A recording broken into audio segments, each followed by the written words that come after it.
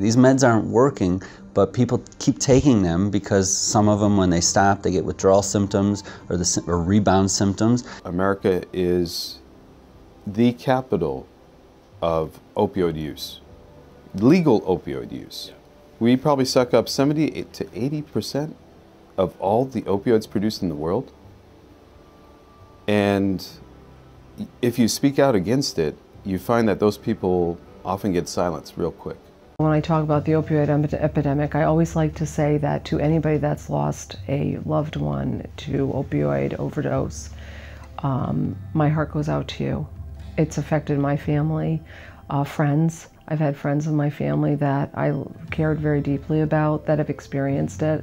And so I've seen it firsthand that people overdose and die of opioids. 1 out of 4 people are experiencing pain. The way it's being met now is with opiates and opioids, the prescription opioids, and so much so it's considered a national emergency. What happens is that when they get addicted, then they're not the same person they used to be.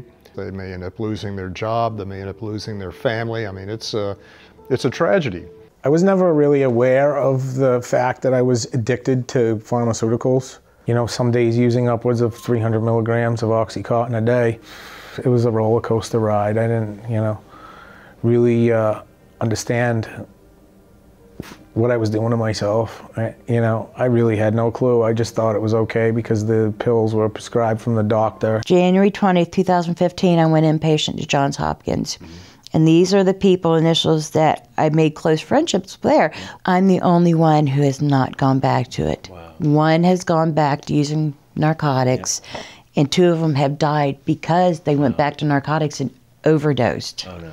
There's 113 million people in America suffering from chronic pain, and that is costing this country over $600 billion just for chronic pain alone. What do you understand when that much money is being dealt with when it comes to somebody then coming and saying, hey, you don't actually have to take any of those drugs, you can actually do something else? When you're prescribed a medication by your doctor, you have to understand that there's an enormous system of marketing that has deployed to get that medication in front of your doctor. The medical system is advertising for itself. You turn on the TV, it's all pharmaceuticals showing, happy people walking around after taking their drug. I mean, this is an information war. The pharmaceutical industry is a business, and so, healthy living leads to healthy people, and they make their money off of disease. There's a business model built on working off people who are sick, and if you're chronically sick, it means you're a customer for life. It's a $1 trillion industry. No one wants to kill the golden goose, even if it's leading to suffering and death. The fact that we have to treat it as a sacred plant, and the fact that we have to do jump through all these hoops is wrong. There's a lot of money here. There's a lot of stakeholders. So it's not just about the protection of our kids, the protection of, the general public. It's about money. Don't ever make a mistake and think that it's not. People do have an enormous amount of misinformation, and part of this shows how successful the propaganda campaign has been.